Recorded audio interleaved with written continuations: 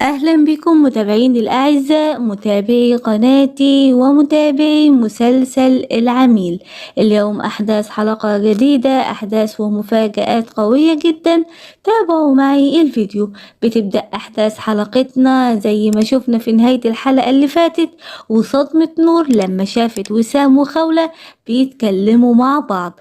نور بتروح وبتقول لوسام تعالى أنا عايزة أتكلم معاك في موضوع مهم، وكمان خولة بتروح وبتقول لأمير وهو قاعد مع والدته ميادة تعالى يا أمير أنا عايزة أتكلم معاك في موضوع مهم.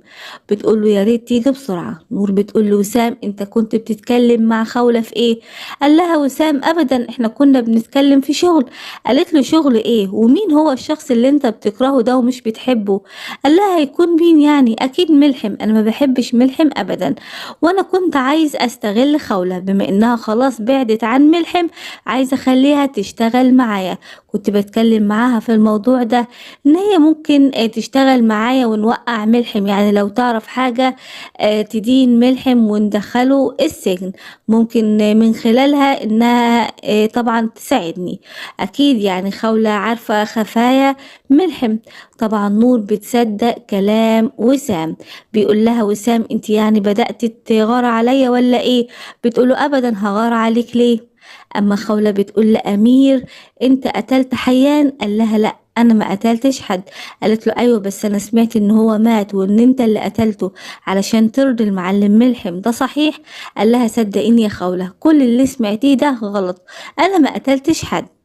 ميادة بتنده عليهم علشان خاطر يروح يكملوا الأكل ويتلموا كلهم على سفرة واحدة. وسام وأمير بيكونوا كارهين بعض مش طايقين بعض أبدا. ميادة بتكون فرحانة جدا باللمة اللي هما فيها، ويامن كمان بيقول إن اللمة دي حلوة جدا، لكن وسام وأمير ما كانوش طايقين بعض، خصوصا بعد اللي عمله وسام وإنه اتهم أمير في قتل شادي ابن العميد خليل. وكمان وسام متضايق جدا ومش طايق أمير بسبب انه قتل حيان وقطع اخر امل لوسام كان هيوصله لعيلته.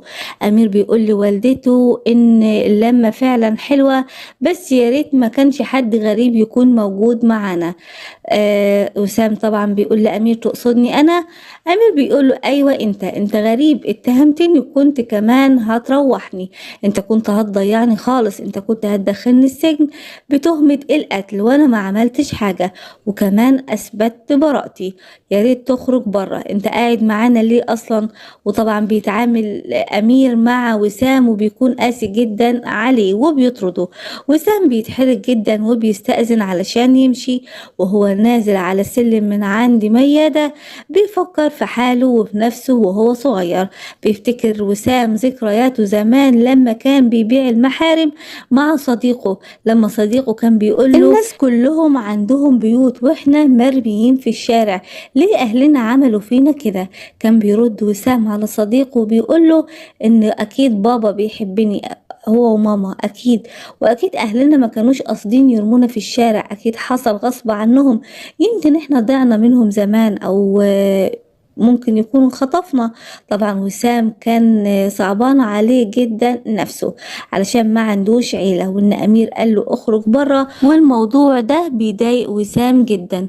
وسام بيقابل خولة. خولة بتكون متضايقة جدا وبتقول له انت ايه اللي انت بتعمله مع امير ده؟ انا اتكلمت مع امير وقال لي ان هو ما اكلش حيان. وسام بيقول لخولة انا شفته بنفسي وهو بيقتل حيان، حيان مات خلاص، يعني كده انا مش هعرف عن عيلتي اي حاجة. بيجي اتصال لوسام من المعمل اللي كان عامل فيه تحليل لعينة الدم اللي وصلت له في الرسالة، وكان مكتوب اقتل ملحم علشان خاطر ندلك على عيلتك، ودي نقطة دم من دم عيلتك. ساعتها طبعا وسام ادى تحليل نقطة الدم ده لمعمل التحليل علشان يشوف نتيجة التطابق. فعلا بيتصلوا على وسام وبيقولوا له إن نسبة التطابق 99%. معنى كده إن نقطة الدم دي فعلا كانت لأهل وسام.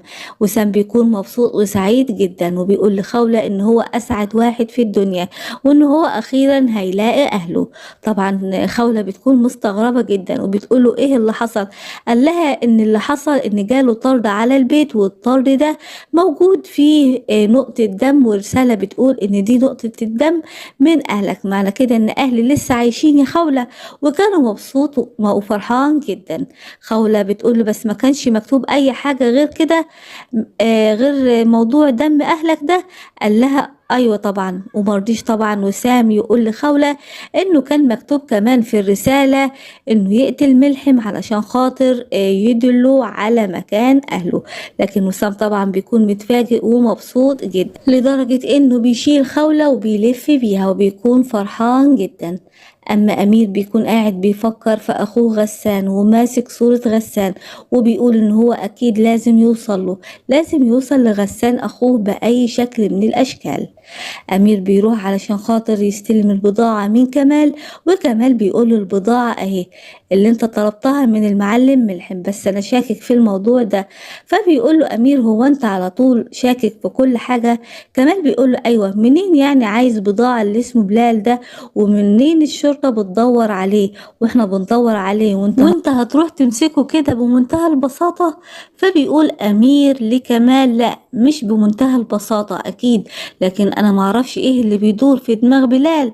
يعني المفروض إحنا بندور عليه وهو دلوقتي عايز يشتري بضاعة ويشتغل، الله أعلم. عموما أنا لازم أروح دلوقتي. فبيقوله كمال تمام. وطبعا كمال بيشك في أمير.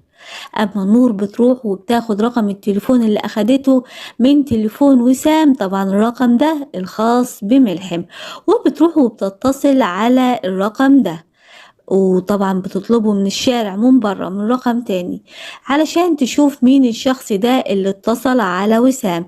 لكن ملحم بيرفع السماعة وما بيردش أبدا. وكمان نور بتفضل ساكتة عايزة تسمع مين صاحب الخط ده، لكن كمان ملحم ما بيردش ولا هي بتتكلم. طبعا ملحم بيستغرب جدا لما بيلاقي اللي بيتصل ده ما بيردش وبيقلق، فبيكسر الخط على طول. حيان في الوقت ده بيكون موجود مع بلال بياكلوا مع بعض، وبيقول حيان لبلال امتى الميعاد انت وامير؟ قال له الميعاد كمان شوية. قال له طيب هتقدر ازاي تهرب من امير؟ ممكن يمسكك. قال له لا، سيب الموضوع ده عليا. أما وسام وخولة بيكونوا قاعدين بيتكلموا مع بعض، وبيقول وسام لخولة أنا عايزك تساعديني تقدمي لي خدمة علشان أقدر أوصل للراجل اللي بعتلي الطرد ده. أكيد بلال هو اللي عمل كده، أكيد بلال هو اللي عرف سر حيان قبل ما يموت. طبعا وسام لسه لحد دلوقتي ما يعرفش إن حيان عايش، وبيقول أكيد بلال هو اللي عارف موضوع عيلتي، علشان كده هو اللي بعتلي الطرد ده. أنا عايز أوصل لبلال بأي طريقة، علشان كده عايزك تساعديني، عايز أعرف عيلتي يا خولة. قالت له تمام، أقدر أساعدك إزاي؟ قال لها كلمي أمير علشان تقابليه.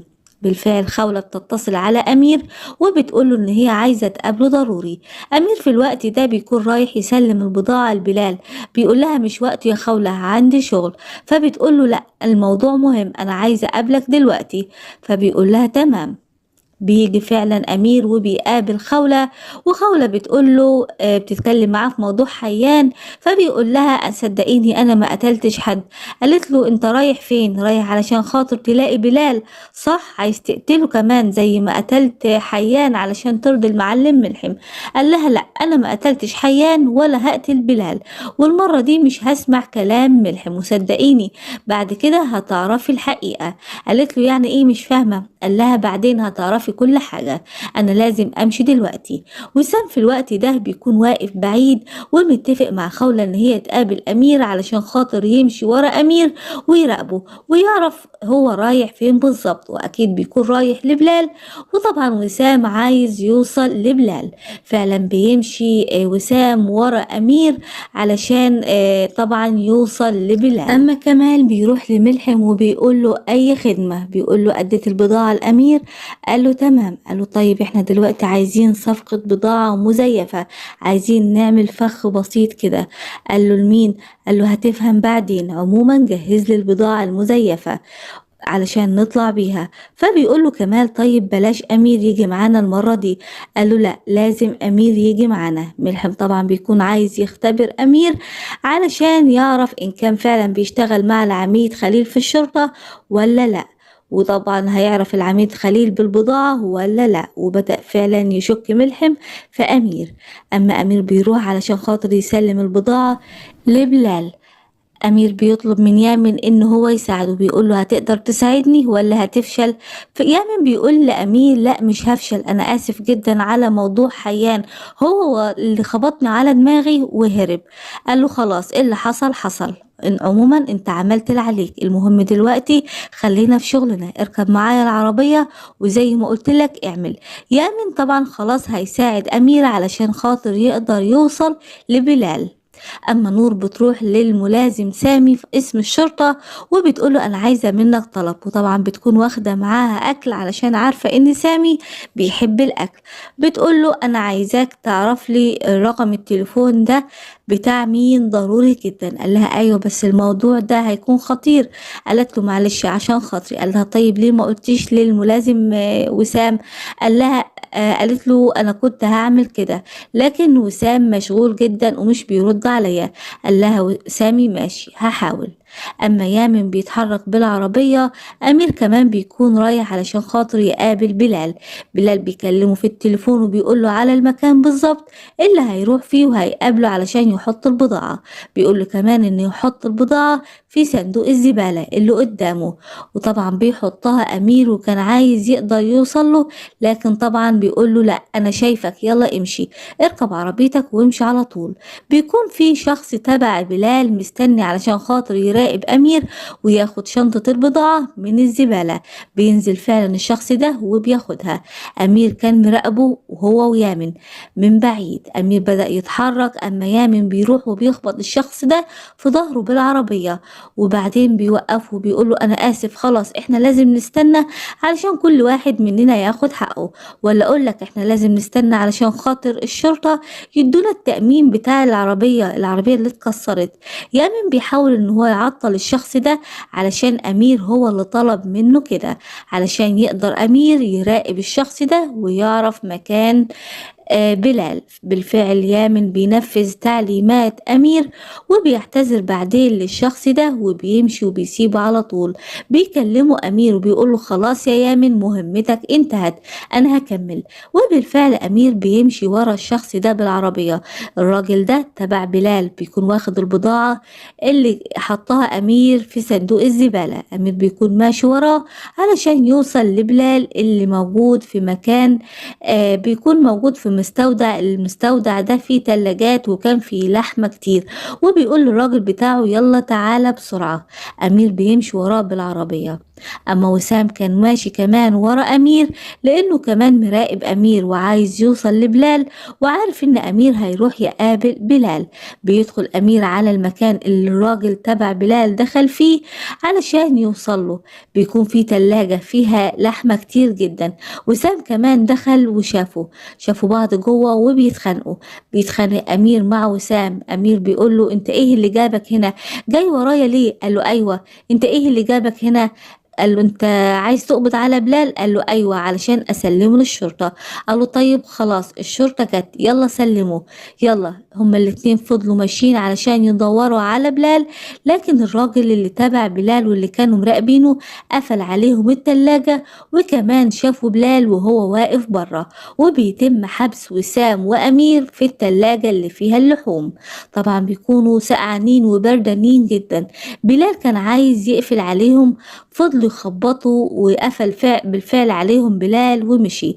بيكون عايز طبعا يهرب برا البلد هو والراجل اللي معاه بعد ما حبس أمير ووسام في تلاجة اللحوم. أمير بيسأل وسام لو في شبكة في تليفونه علشان يتصل بأي حد، فبيقول له لا طبعا يا زكي مفيش أي شبكة.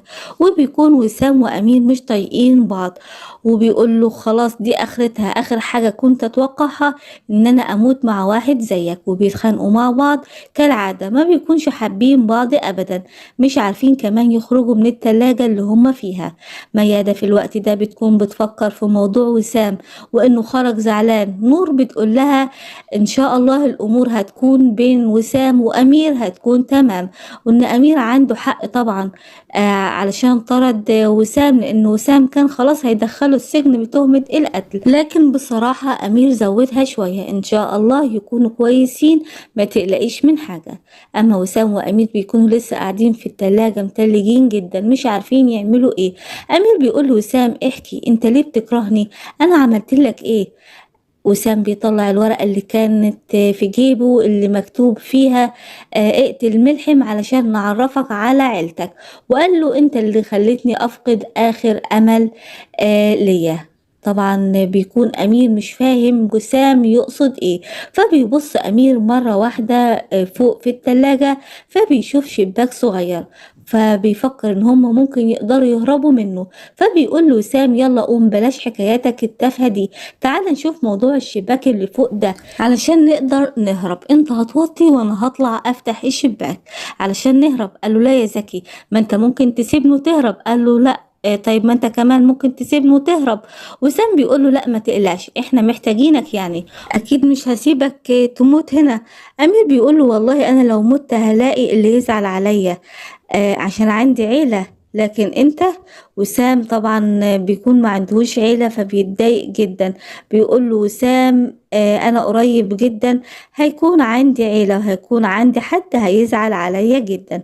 وطبعا امير بيتعمد ان هو دايما يعاير وسام انه ما عندوش عيلة، لكن وسام بيقول له قريب جدا في ناس كتير هتزعل عليا. عموما خلاص ما تزعلش. امير قال له خلاص ما تزعلش، تعالى انا هطلعك، بس اول ما تطلع لازم تفتح لي الباب. فبيقول له وسام طبعا اكيد.